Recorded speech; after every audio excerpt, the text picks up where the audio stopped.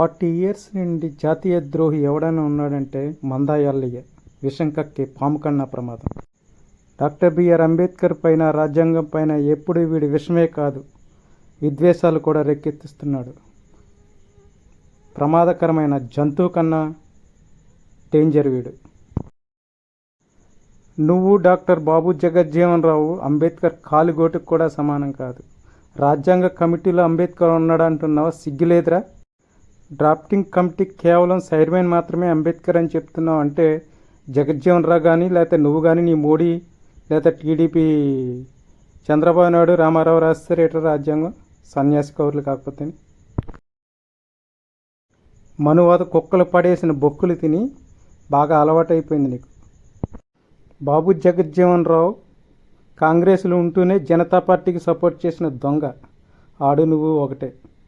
30 సంవత్సరాల క్రితం doctor BR Ambedkar మాత్రమే ఉన్నాడు. ఒక్క విగ్రహం ఇక్కడ ఎక్కడా లేదు. నువ్వు నారా చంద్రబాబు నాయుడు కొని తెచ్చారు దొంగలను.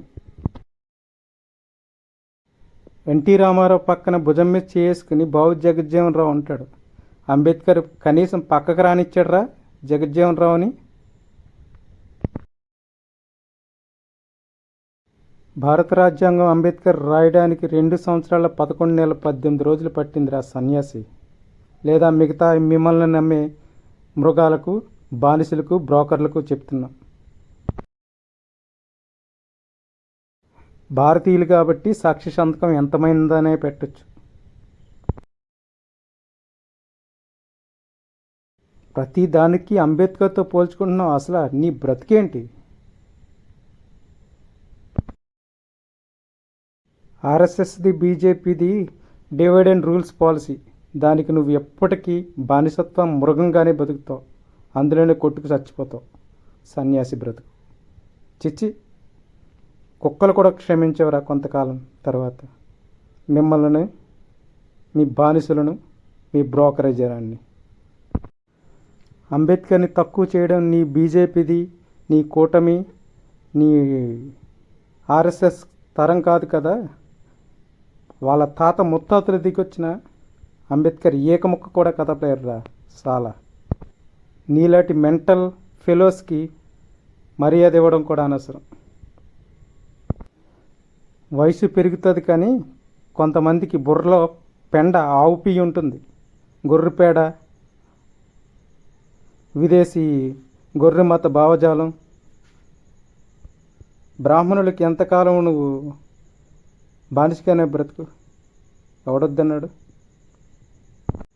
ఎప్పుడూ నీ కుటుంబం ఉద్యమాల్లో కనిపించదు, కానీ జనాలను మాత్రం, మాదిగలను ముఖ్యంగా మోసం చేయడం, మిగతా కులాలను అన్యాయం చేయడం నువ్వు ప్రధాన పాత్ర పోషిస్తున్నావు.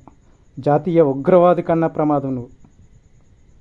మాదిగలు, మిగతా వాళ్ళు తెలుసుకోండి ఈ దొంగ గురించి. సభలో అంతమంది మాదిగలుంటే ఒక్కడు కూడా నోరెత్తి తప్పని చెప్పట్లేదు వీడిని. పైగా సప్పట్లు కొడుతున్నారు సన్యాసి.